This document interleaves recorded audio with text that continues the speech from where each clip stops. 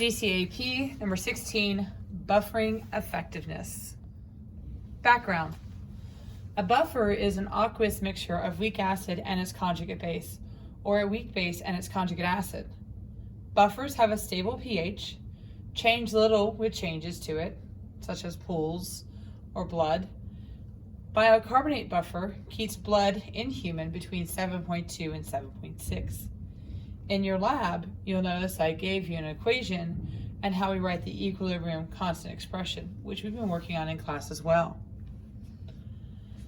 To prepare a buffer, we need to use the conjugate base and the acid.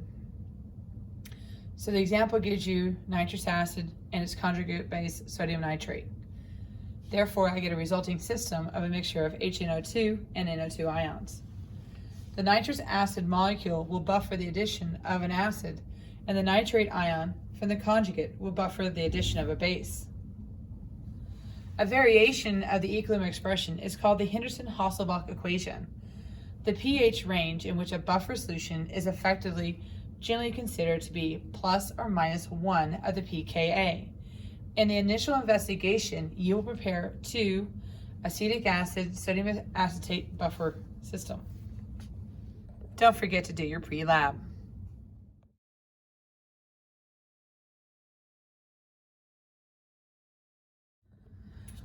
So dual credit, since you have been working on acids and bases, and we've also done different activities for working with buffers, I'm going to change up the way I'm doing your lab this time around on this lab video.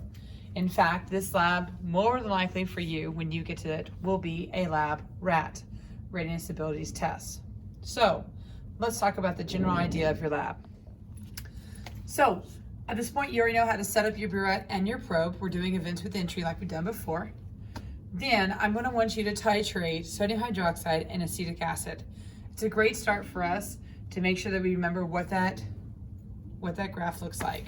Use no more than 30 milliliters of the unknown, which is what goes in the beaker, in any step. Then you're going to conduct a run with buffer A with the 0.5 molar sodium hydroxide, and then with buffer B and the 0.5 molar sodium hydroxide. The final investigation is where you're going to have to decide on some things. Okay? Now notice, I didn't have you run it with anything other than sodium hydroxide, but you may want to go back and run your buffer A and B also against an acid, like hydrochloric acid, to see what happens with that as well. So for your final investigation, just like we did in the activity, I'm going to give you a pH that I want you to obtain for your buffer. Now here's the catch. You're going to have a lot of different stuff that you can use for it, and you're going to have to decide which one is the best one for what you're trying to do. Because sometimes some buffers work better than others in different situations. So I don't want you to have a failure of a buffer, but I do want you to prepare a buffer that can withstand the change, whether it's an acid or a base, and you have to provide the supporting documents for that.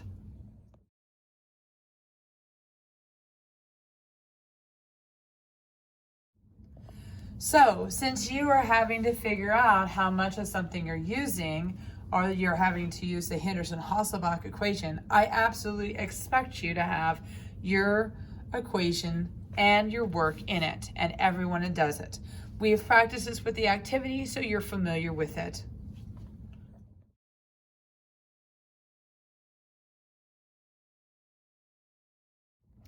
This is just some examples of some sample data.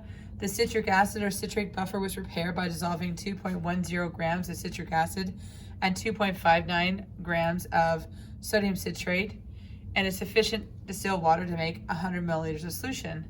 These are the results that we got. So please note that we tried different things with it to get the results. We used sodium hydroxide and we used hydrochloric acid.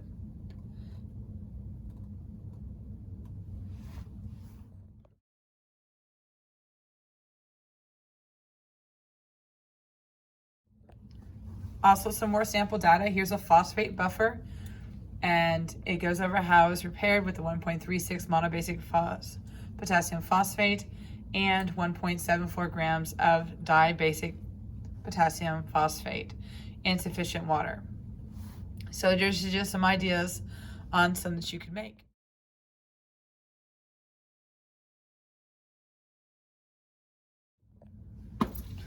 Good luck. I look forward to seeing your math and your supporting work and your supporting graphs, and I expect to see a really good lab report with explanations. Live long and prosper.